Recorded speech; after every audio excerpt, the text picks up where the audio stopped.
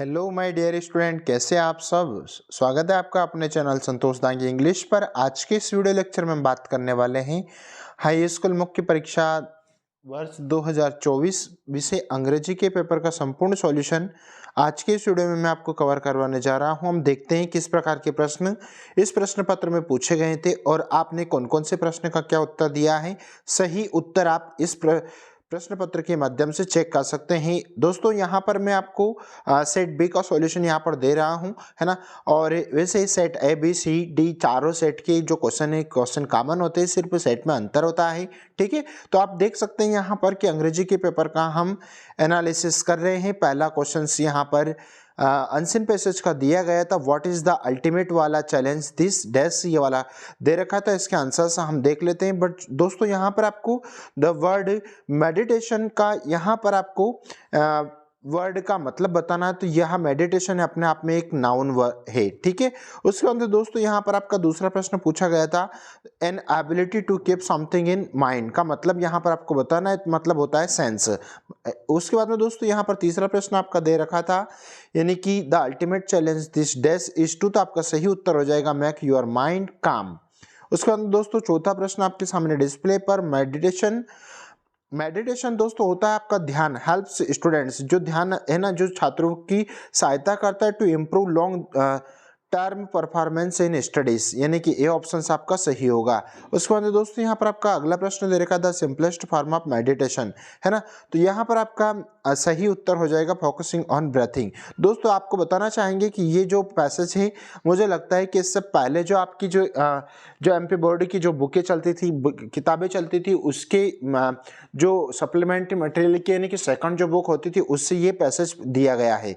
उसके बाद दोस्तों यहाँ पर दूसरा फिर आंसर पैसेज पूछा गया है, जिसके सही आंसर हम देख लेते हैं। We should use education as a women, तो आपका सही उत्तर हो जाएगा to improve the life standard our women. उसके बाद ए ऑप्शन आपका सही होगा। दूसरा प्रश्न आपके सामने डिस्प्ले पर, which word is in passage means demand of money और अदर थिंग्स बिफोर और ड्यूरिंग द मैरिज, तो सही उत्तर हो जाएगा आपका बी ऑप्शन है कि डोरवायर। उसके बाद में यहाँ पर आपका तीसरा प्रश्न है, तो तीसरे प्रश्न का सही उत्तर हो जाएगा दोस्तों आपका डी ऑप्शन सही होगा, वुमेन एजुकेशन, है ना, तो डी ऑप्शन सही है। उसके बाद में चौथा प्रश्न था above passage is mainly about, तो आपका सही उत्तर हो जाएगा सी ऑप्शन वुमेन एजुकेशन। उसके बाद में यहाँ पर प्रश्न क्रमांक 5 आपके सामने डिस्प्ले पर, if you educate a man, you का सही उत्तर हो जाएगा एजुकेट एन इंडिविजुअल। उसके बाद दोस्तों यहाँ पर आपका सेक्शन बी में यहाँ पर आपको किसी एक टॉपिक्स के ऊपर आपको ऐसे लिखना था, जो कि मैंने आपको इससे पहले जो वीडियो बनाया था उसमें बताया था कि इस टॉपिक पे आपको यहाँ पर आर्टिकल या पैसेज देखने को मिल सकता है। तो यहाँ पर आपको ये ऐसे आ चुका है, यानी कि द साइंस के ऊपर या किसी माई हॉबी या से वाटर या इंपॉर्टेंस ऑफ ट्रीज, किसी एक के ऊपर आपको लिखना था। उसके बाद में दोस्तों यहाँ पर इसके ओआर में importance of games and sports का प्रश्न पूछा गया था। उसके बाद में यहाँ पर आपको पैराग्राफ को पढ़ने के बाद में यहाँ पर गुड हैबिट्स यानी कि अच्छी आदतों के बारे में आपको कुछ लगभग 175 वर्ड्स में आपको लिखना था। फिर दोस्तों यहाँ पर आपको इसमें टाइटल और नोट्स प्रिपेयर करना था, जो कि मैंने ऑलरेडी इसका एक वीडियो बना रखा है और आपको बताया गया है, तो कि ये पूरा का पूरी जो टॉपिक से है किसके ऊपर डिपेंड करता है, वही आपका टाइटल होगा। यानी कि यहाँ पर आपका सोलर एनर्जी, है ना, बेनिफिट्स ऑफ सोलर एनर्जी आपका टाइटल हो जाएगा। उसके बाद दोस्तों यहाँ पर आपको नोट्स इसके मेन कीवर्ड आपको नोट्स में प्रिपेयर करना थे। उसके बाद दोस्तों यहाँ पर आपको, है ना, यानी कि आपको एक एप्लीकेशन लिखना थी, जिसमें आपको, है ना, लगभग 3 डेज की लीव लेना है और आपकी एल्डर ब्रदर की मैरिज है और उसमें आपको लगभग 3 डेज की छुट्टी के लिए अपने एक एप्लीकेशन प्राचार्य महोदय को लिखना थी। इसके ओआर में अगर आप करते हैं तो ब्रिलियंट सक्सेस का दोस्तों यहाँ पर एक लेटर पूछा गया था। उसके अंदर फिल इन द ब्लैंक्स के ऑप्शंस देख लेते हैं। पहले में आपका सीता इस कॉम्पिटेटिव डिग्री का उदाहरण दे रखा है, तो कॉम्पिटेटिव में देन आया दोस्तों बिल्कुल है कि मोर इंटेलिजेंट लाएगा, क्योंकि देन जब आया कंपेयर हुआ तो।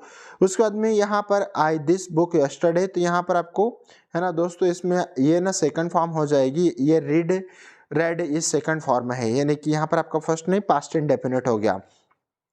उसके बाद में दोस्तों क्योंकि यहाँ पर यस्टरडे आया है, इसलिए हम इसमें फर्स्ट ऑप्शन चूज करेंगे। उसके बाद दोस्तों यहाँ पर आपका तीसरे में अनलेस आएगा, क्योंकि अगर यहाँ पर अगर डज नॉट या डू नॉट होता तो ईप लगाते हम, लेकिन यहाँ पर इसमें अनलेस आएगा। उसके बाद दोस्तों यहाँ पर आपका देख लेते हैं your father is seriously ill, है ना, यू शुड गो होम, यानी कि आप में शुड आएगा। My father is a teacher, retired है ना, तो ये आपका सही रिटायर्ड पास्ट इंडेफिनिट आएगा दोस्तों, यानी कि ए ऑप्शंस। यहाँ पर अनकाउंटेबल आ रहा है, इसका मतलब मच आएगा दोस्तों यहाँ पर।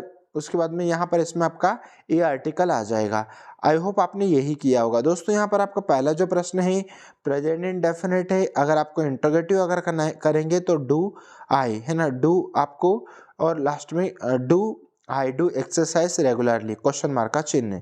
उसके बाद दोस्तों यहाँ पर आपको 8 से क्वेश्चन बनाना था। It is easy to find error in others. उसके बाद दोस्तों यहाँ पर आपका जो तीसरा प्रश्न है इसको आपको हूँ से जोड़ना था। तो Lencho who was a peasant wrote a letter to God, है ना।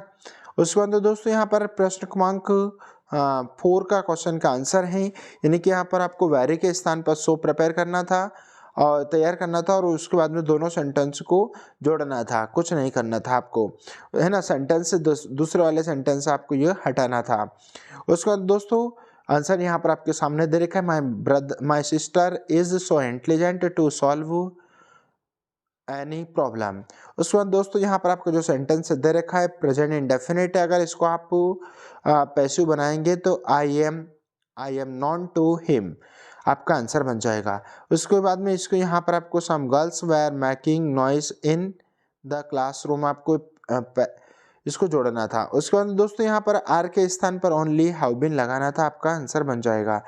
आई होप आपने यही किया होगा। उसके बाद में यहाँ पर देख सकते हैं कि आपको ये है ना क्वेश्चन है, क्वेश्चन आंसर्स आपको करना थे, है ना, ये क्वेश्चन आंसर है। और उसके बाद में यहाँ पर आपको चूज द करेक्ट आंसर बताना था। तो ये जो क्वेश्चन क्रमांक 14 है जिसमें सी ऑप्शन आएगा why did Lencho get only 70 pesos, the post master could collect 70 pesos for an act charity, C option सही होगा। दूसरा जो प्रश्न है दूसरे प्रश्न का आपको बी ऑप्शन सही होगा। तीसरा प्रश्न का आपका ए ऑप्शन सही होगा।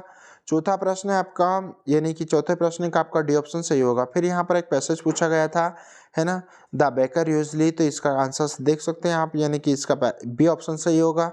दूसरे प्रश्न का आपका ए ऑप्शन सही होगा। तीसरा प्रश्न है इसका बी ऑप्शन सब सही होगा। उसके बाद दोस्तों यहाँ पर आपका चौथा जो प्रश्न है ना, यहाँ पर आपको पोएम्स एक्सट्रैक्ट यानी कि पोयम से पूछा गया था, जिसका आपकी जो पोयम है ये पोयम आपकी अमंडा से ली गई है, यानी कि सी ऑप्शन सही है ना। ऑर्फन मीन्स दोस्तों होता है अनाथ, यहाँ पर हिंदी में लिखा भी है। बी ऑप्शन से आपका सही हो जाएगा।